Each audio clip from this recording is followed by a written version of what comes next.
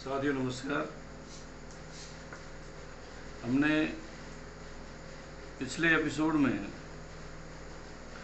RSR के अध्याय 1 का अध्ययन किया था, जिसके अंतर्गत हमने नियम नंबर 1 से 6 तक का अध्ययन किया था, जिनके अंतर्गत हमने यही पढ़ा था कि आरएसआर के नियम भारतीय संविधान के किस अनुच्छेद के तहत बनाए गए हैं, किस अधिसूचना के द्वारा बनाए गए हैं, यह अधिसूचना कब जारी की गई थी और राजस्थान सरकार द्वारा इन नियमों को कब से लागू किया गया था।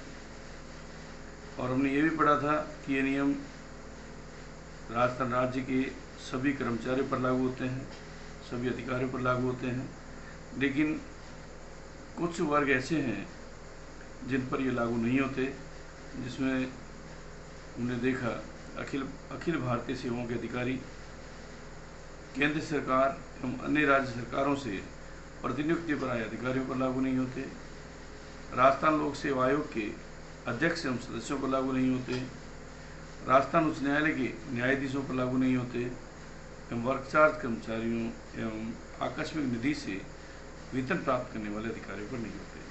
उसके बाद हमने नियम 3 के अंतर्गत पढ़ा था कि जो आरएसआर के नियमों की शक्ति और अधिकार का उपयोग या प्रत्यायोजन करने की से पूर्व वित्त विभाग की स्वीकृति आवश्यक है।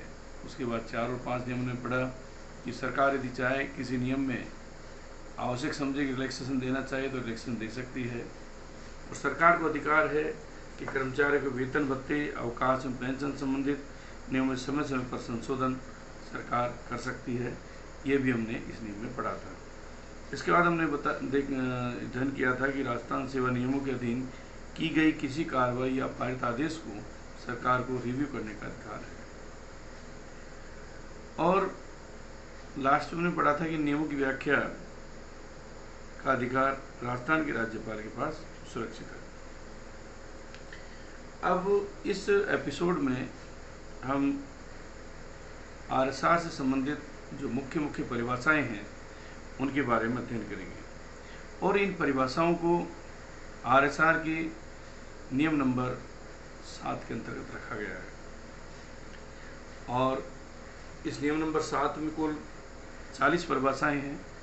ये 40 टर्म्स हैं जिनका उपयोग हम आरएसआर में करते हैं। तो इनमें सबसे पहली जिसे हम 7A कहते हैं वह है आयु। तो आयु क्या है, आयु से क्या तात्पर्य है?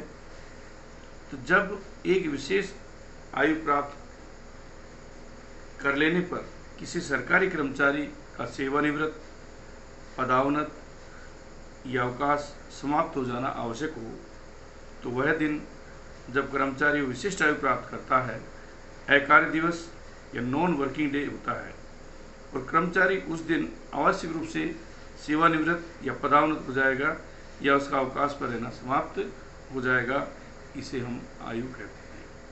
अगर हम संक्षेप में पढ़ें कि आयु क्या है, तो आयु से तात्पर्य उस दिन से है जिस दिन से कर्मचारी अपने पद से पदोन्नत या पदोन्नत या सेवानिवृत्त होता है तथा यह दिन उसका अकार्य दिवस माना जाता है, उसे हम आयु कहते हैं, और इसे हम अधिवार्षिकी के नाम से भी जानते हैं।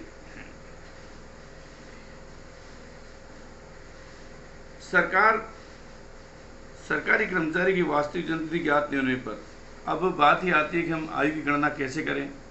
तो कई बार वास्तविक आयु पता नहीं होती है, तो उस स्थिति में हम कई कर्मचारी पुराने लगे हुए हैं, तो वो लोग अपने डॉक्यूमेंट सबमिट नहीं कर पाए होंगे, तो उनकी हम आयु किस प्रकार से गणना करें। तो सरकारी कर्मचारी की वास्तविक जन्म तिथि ज्ञात नहीं होने पर जन्म की तिथि हम निम्न तरीके से निकाल सकते हैं। तो वास्तविक जन्म तिथि के स्थान पर केवल जन्म का वर्ष अगर ज्ञात हो तो उसकी जन्म दिनांक उस वर्ष की 1 जुलाई तथा जन्म का वर्ष एवं माह ज्ञात होने पर उस माह की 16 तारीख मानी जाती है। अब बात क्या आ रही है कि हम किसी की एज कैसे निकालें, किसी की एज या जन्म तिथि कैसे निकालें। यदि हमें किसी कर्मचारी की जन्मतिथि याद नहीं है, वास्तविक जन्मतिथि उस कर्मचारी को याद नहीं है, केवल उसको वर्ष याद है, तो हम क्या कर सकते हैं कि उसकी जो है जन्मतिथि 1 जुलाई मानी जाएगी।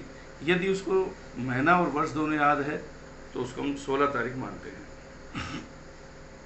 केवल संभावित आयु ही ज्ञात हो तो जन्म दिनांक उसकी नियुक्ति दिनांक में से उसकी संभावित आयु घटाकर निश्चित की जाएगी। जन्मतिथि ज्ञात करने की प्रक्रिया का अब विशेष महत्व नहीं है, क्योंकि वर्तमान समय विद्यालय प्रमाण पत्रों से प्रामाणिक तिथि उपलब्ध हो जाती है। ये कंडीशन कब थी? जब भारत आज़ाद हुआ था, उस समय लोगों के पास पूर्ण डॉक्यूमेंट नहीं थे और आवश्यकता अनुसार कर्मचारी नियुक्ति कर ली गई थी और उन्होंने जो भी जन्मतिथि बताई उसका आधार उनकी लिख दी गई थी। तो इसलिए उस समय इस प्रकार के तरीके की आवश्यकता थी। आज की भर्तियों में ऐसी कोई परेशानी नहीं आती है, इसलिए हमें इसमें ज़्यादा कुछ सोचने की आवश्यकता नहीं है। तो अब हमारा जो नियम 7(1) क्या कहता है कि आयु क्या है? तो आयु से तात्पर्य उस दिन से है जिस दिन व्यक्ति सेवानिवृत्त होता है, पदावनत होता है या उस अपने पद से पदोन्नत होता है और जिस दिन और वह दिन उसका एकार्य दिवस माना जाता है, इसे हम आयु कहते हैं। इसके बाद हमारी दूसरी जो टर्म है, दूसरी जो परिभाषा है, वह है हमारी शिक्षार्थी या अप्रेंटिस किसे कहते हैं। तो शिक्षार्थी से तात्पर्य आरएसआर में उस कर्मचारी से है जो स्थायी पद के विरुद्ध कुछ समय तक, यानी स्थायी पद के विरुद्ध कुछ समय तक मासिक वेतन के आधार पर निरूपित किया जाए, उसे हम शिक्षार्थी या अप्रेंटिस कहते हैं। अर्थात वह व्यक्ति जो किसी राजकीय सेवा में नियोजन के लिए प्रशिक्षण हेतु चुना जाए एवं प्रशिक्षण काल में सरकार से मासिक दरों पर वेतन प्राप्त करे, परंतु किसी विभाग में किसी पद पर या संवर्ग में स्थायी रिक्ति के विरुद्ध नियुक्त नहीं किया जावे। उदाहरण कि कई बार कुछ ऐसे पद होते हैं जिन पर स्थायी नियुक्ति नहीं करके उन पर स्थायी रूप से अप्रेंटिस के रूप में, शिक्षा के रूप में लोगों को लगा दिया जाता है, तो उसे हम कहते हैं शिक्षार्थी।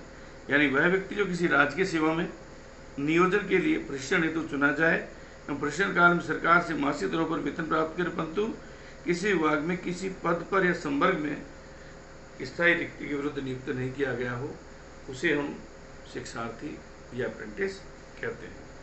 तो हमने दो परिभाषाएं देखी। आयु क्या है? तो आयु वह है जिस दिन व्यक्ति रिटायर हो रहा है, जिस दिन वो व्यक्ति सेवानिवृत्त हो रहा है, उसको हम आयु मानते हैं और उस दिन जो होता है उसका दिन एकार्य दिवस माना जाता है। उसके बाद नियम नंबर 7(2) कहता है कि शिक्षार्थी क्या है? शिक्षार्थी वह व्यक्ति है जो राजकीय सेवा में नियोजन के लिए प्रशिक्षण हेतु चुना जाए तो प्रशिक्षण काल में सरकार से मासिक दरों पर वेतन प्राप्त करे, लेकिन किसी विभाग में पद पर या संवर्ग में स्थायी रिक्ति के विरुद्ध उसको नियुक्त नहीं किया गया हो, इसे हम शिक्षार्थी कहते हैं। अब नियम नंबर 7(3) क्या कहता है कि संविधान क्या है? हमने संविधान की चर्चा की थी सबसे पहले कि संविधान के अनुच्छेद 309 के तहत आरएसआर के नियमों को बनाया गया था। तो संविधान का अनुच्छेद 309 कहता है कि 309 कहता है कि प्रत्येक राज्य को अपने राज्य में सरकारी सेवा के संचालन के लिए कुछ नियम एवं उपबंध बनाने का अधिकार है। तो आखिर हम ये जानना चाहते हैं कि संविधान क्या है। तो संविधान का तात्पर्य भारत के संविधान से है। तो what is constitution? Constitution means constitution of India.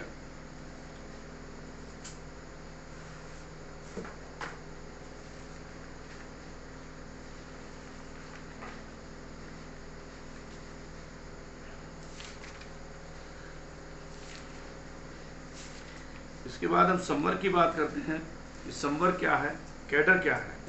तो संवर्ग का तात्पर्य है स्थायी पद का प्रतिनिधित्व करने वाला वर्ग संवर्ग या कैडर कहलाता है। यानी वह पद जो स्थायी है और स्थायी पद का प्रतिनिधित्व करने वाला वर्ग संवर्ग कहलाता है और इंग्लिश हम कैडर कहते हैं। तो संवर्ग तात्पर्य किसी सेवा, राजस्थान अध्ययन लेखा सेवा या सेवा के किसी भाग की उस संख्या से है जो स्थायी पदों की पृथक इकाई के रूप में स्वीकृत की गई हो, उसे हम कैडर कहते हैं। What is meaning of the cadre? The strength of a service or a part of service sanctioned as a separate unit is known as the cadre.